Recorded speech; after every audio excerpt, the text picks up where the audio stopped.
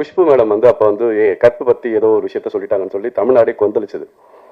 பயங்கரமா கொந்தளிச்சாங்க.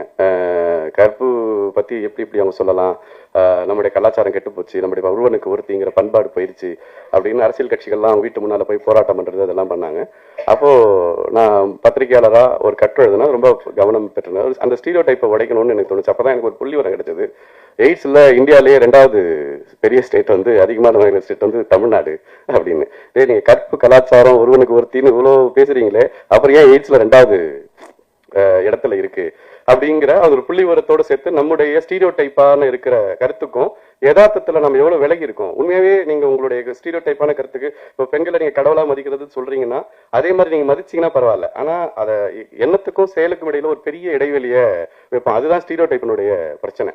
அது வந்து நமக்கு ஒரு கற்பனையை ஒண்ணு கொடுக்கும், ஆனா யதார்த்தத்துல மிக மிக மோசமா நடந்துக்கும். அதுக்கு ஆப்போசிட்டா ரொம்ப புனிதப்படுத்தும்.